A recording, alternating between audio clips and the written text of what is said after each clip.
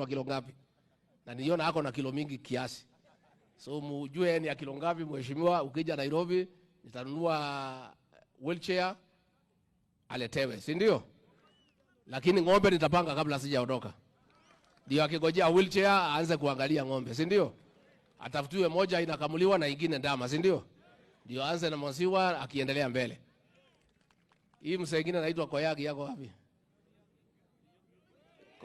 Koyogi. Sasa wewe hiyo maneno umesema nimekubali, lakini wewe si wewe ulikuwa umeenda kwa Azimio wewe. Sasa wewe ni mzee. Ulikuwa unafanya nini huko wewe? Ulikuwa umepotea. Tumuzame. Huyu mzee na ni mzee ya maana, alikuwa anaenda kufanya nini kwa Azimio? Hata ile siku rais alikuja hapa, hao wazee wakamtemea mate. Huyu mzee ndiye alienda kupinga. Si ndio? Wewe tulia wewe sasa. Hapana, nimeona watu wengi sana leo. Kwani nikija next time nitaona akina nani? Si mnataka nikuje tena? Si lazima tubakishe ile watu nitaona. So nasema ile siku rais alikuja hapa wazee wakamtemea mate. Huyu mzee ndio tuliona kwa gazeti akipinga. Sasa wewe ukuwe mtu mzuri. Uokoke. Ulikuwa Saul, sasa ukuwe Paul. Na ukae na watalai wengine kuunga serikali mkono. Wangapi wanasema aunge serikali mkono?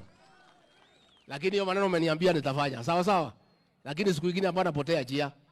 Pana kwenda kusimia, wewe ni mzee ya maana. Sasa kutoka hapo tumemsamea. Tumemsamea, nitamsaidia. Amenieleza maneno nitafanya vile ameniambia. Simekubaliana? Sasa nikimalizia niseme nyinyi mlichagua Rais William Ruto. Mlimchagua mkumchagua? Mlimaliza kazi yenu. Kazi yenu mlimaliza. Hii ya yeye kusumbuliwa na ile watu na nani, hiyo muachie mimi. Hiyo mniwachie.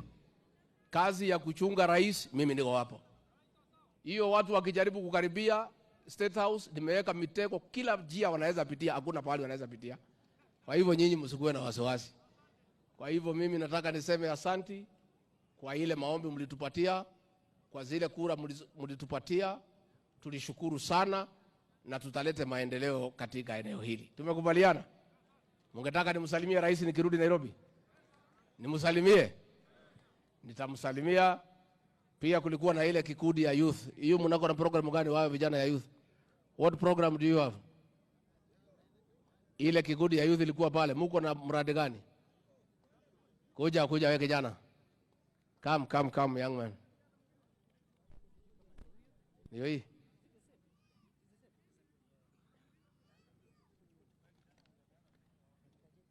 Ndio hii Kenya Youth Organization. Kaptel Kapuyo Ward.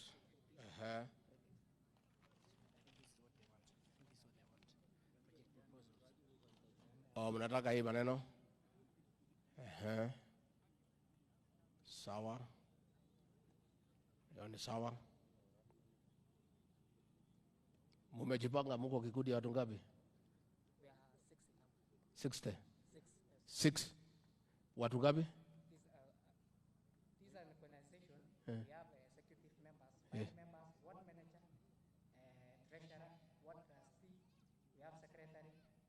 And members wangapi? The executive members are 60 number. Yes. And then we have youth organization.